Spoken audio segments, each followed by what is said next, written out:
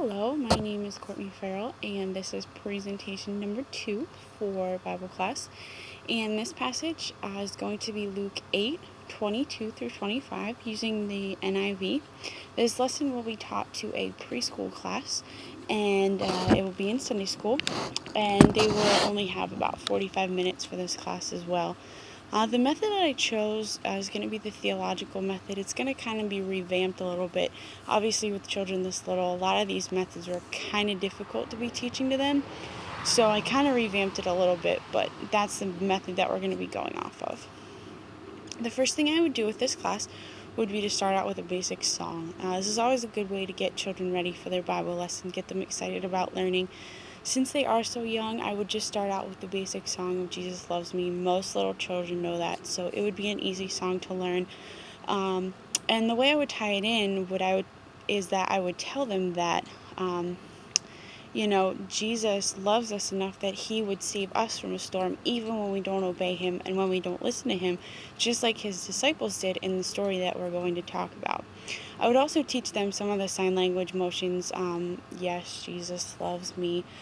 Just the basic hand motions for the chorus. I think that would kind of help them understand the song a little better. After that, we would do a game. All little children love games. This game is called Fish Fish. It's kind of like Cross the Delaware if you've ever played that, but it's a little different twist. The children would line up horizontally on one line. So if you would have like a gym or a room, you can just kind of divide it in half. And the children would line up horizontally one way. And you would pick a child to be it. The child that is it would be in the middle of the gym or the room, wherever you could play this game. And the child in the middle would yell, "Fish, fish, come to my sea, or I will catch you swimming to me." And at this point, all the kids would scream, and they would run to the other side of the gym. And the child who's it would try to catch as many kids as they can. The kids that get caught would then make like a fish net, and they would all stay together. They have to link arms and come together. And then the child would say the same thing over again till all the kids are caught. The only big catch is that the net can't break. So all the kids that are linked together, they can't break their arms apart. They have to stay together. So they really have to work as a team. And I would also demonstrate this with my teachers and my helpers and some of my kids before I did it, because I think that seeing it would be easier for them, as there's a lot of directions and some of them might be a little confused. We would play this game for about 10-15 minutes, depending on how many children you had would depend on how long it would last. Then we would begin the lesson. Since the children are so young, I would try to get my hands on some felt board and some of the little felt figurines, I guess you would call them. So I would try to do that as much as I could, because I think that would help them understand the story. I don't have access to one right now, but I would try to get access to one for them. And I would have them open their Bibles, if they had them, to Luke 8, and we're going to read verses 22 to 25. This is from the NIV. One day, Jesus said to his disciples, "Let's go over to the other side of the lake." So they got into a boat and set out. As they sailed, he fell asleep. A squall came on the lake, so that the boat was being swamped, and they were in great danger. The disciples went and woke him, saying, "Master, Master, we're going to drown." He got up and rebuked the wind and the raging waters. The storm subsided and was all calm. "Where is your faith?" he asked his disciples. In fear and amazement, they asked one another, "Who is this? He commands even the winds and the waters, and they obey him." Okay, the main assumption that I would have about this passage is that Jesus really didn't care about his disciples or their safety, which we really know is not true, but as an assumption, that's kind of what you would think. He just got in this boat, fell asleep, and he just left him there. He knew there was a storm, and he just left him there.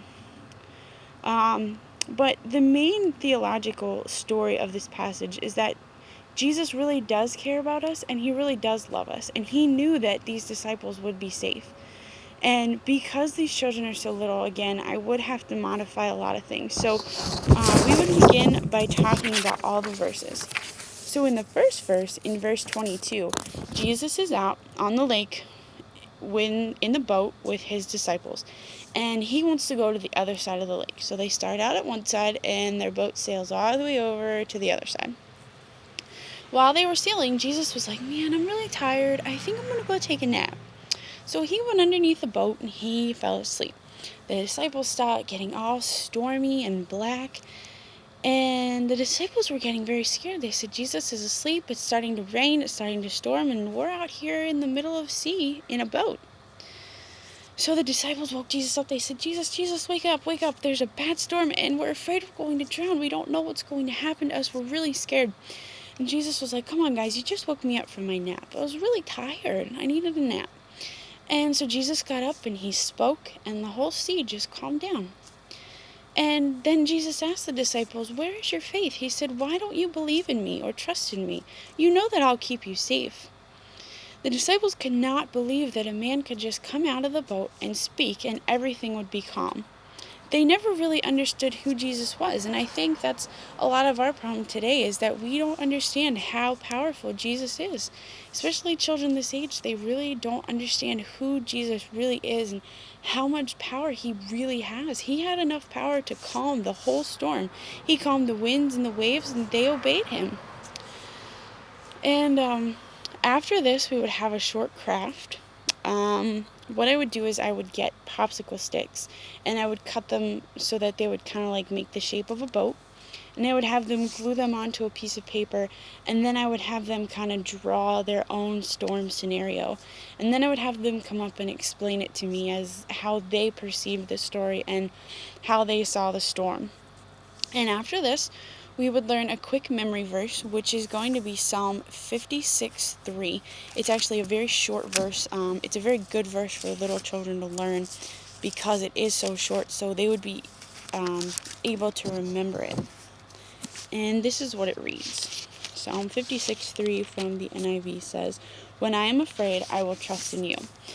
And I was thinking about doing hangman with these kids, but they're a little young for that, so what I did was I drew it out on a piece of paper, and it says, when I am afraid, I will trust in you, Psalm 56:3. And then what I would do is I would write this on a board, like on a bulletin board, a whiteboard, whatever I had available in the classroom. And as we would repeat it, then I would start to erase a word here, a word there, so we could see what happens. And then as they could say it by memory, I would have a little piece of candy for them as an incentive to help them learn it. And then after this, we would close the class in prayer, and the children would be dismissed and picked up by their parents. And that's it.